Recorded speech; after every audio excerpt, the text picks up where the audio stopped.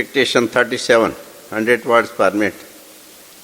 Mr. Vice Chairman, Sir, I would like to support the appropriation bill with two general comments. The first is that the only purpose of these appropriation and finance bills and budgets is to raise resources and to distribute those resources among various items of government which are not decided by the Finance Ministry.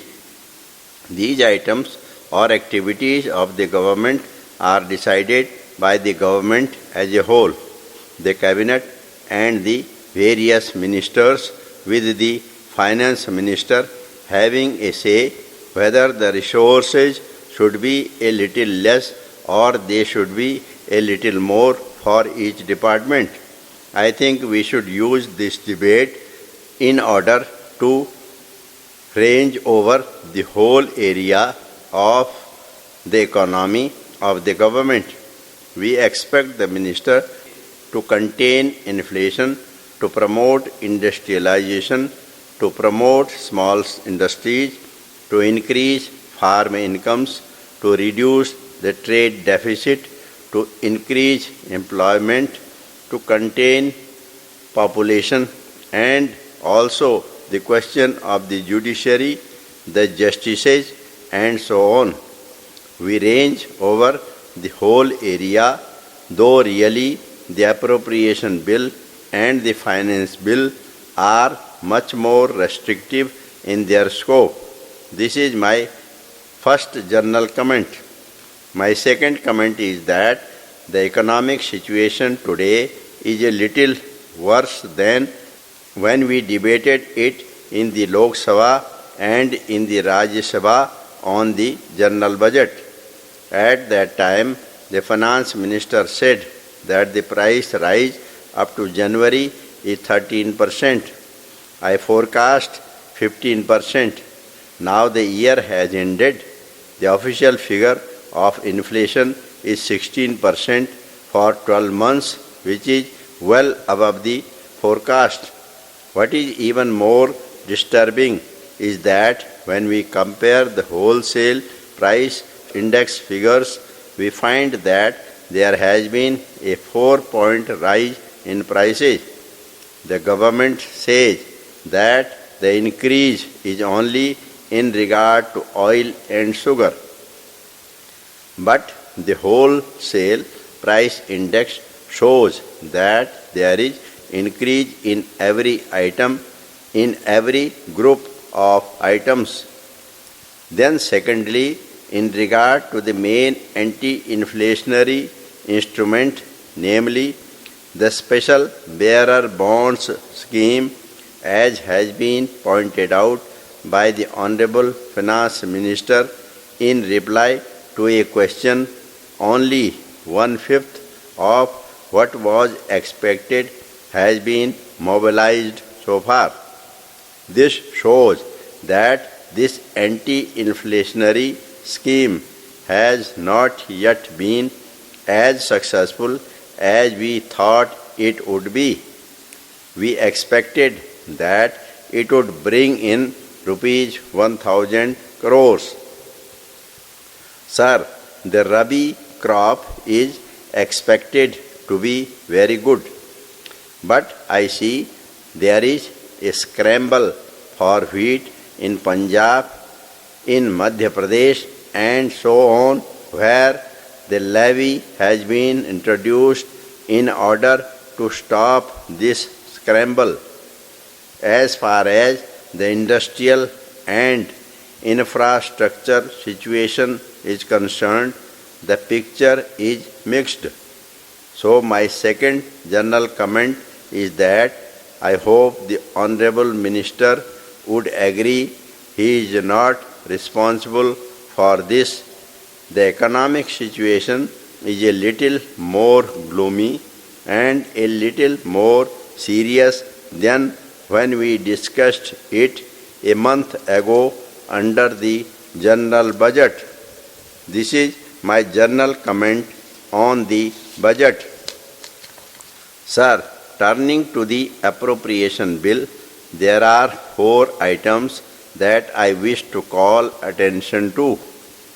One is item number 41, under which rupees 6,000 crores are being transferred to the states. This is as a result of the recommendations of the 7th Finance Commission, which we had an occasion to review and so on. In spite of this very large devolution which is taking place, what we find is that the budgetary deficit of the states is nearly double. The minister is well aware of this.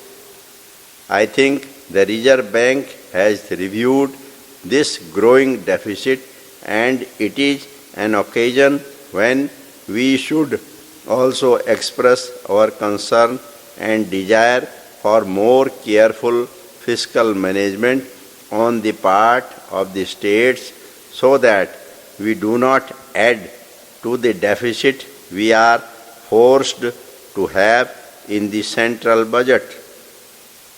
The second point is about defense. I know defense is a sacred cow, especially today in view of the insecurity that we have in the country with arming of our neighbors and the Indian Ocean being in a mess.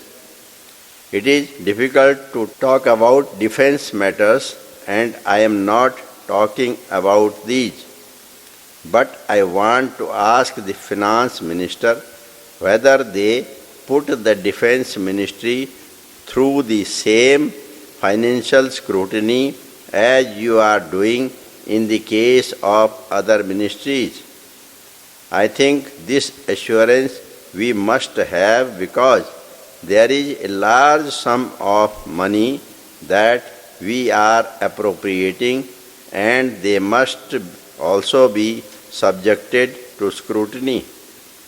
The third is in reference to item 2, covering agriculture.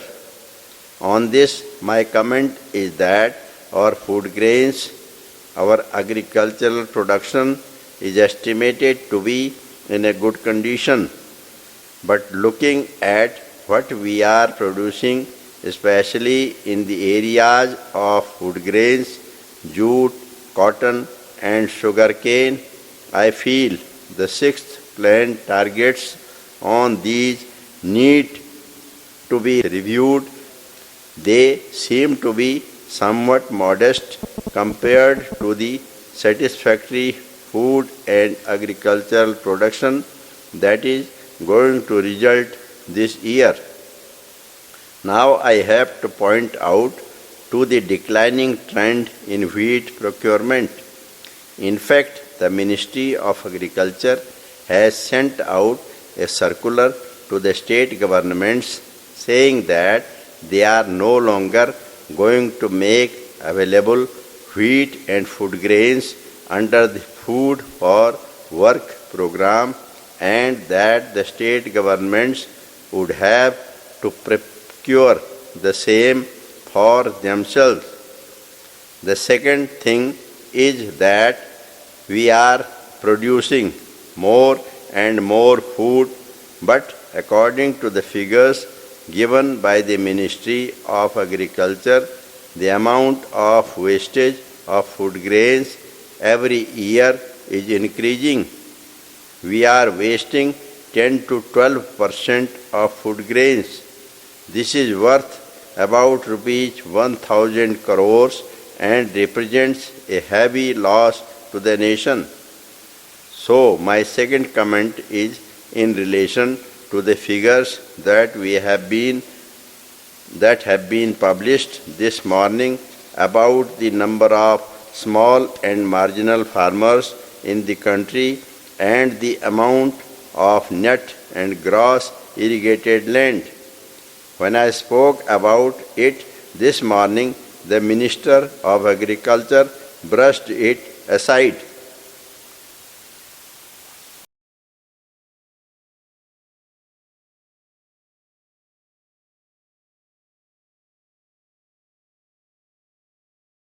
अगर आपको हमारा dictation अच्छा लगता है, पसंद आता है, तो आप हमारे चैनल को सब्सक्राइब करना ना भूलें, जिससे कि आने वाला नोटिफिकेशन सबसे पहले आपको मिल सके।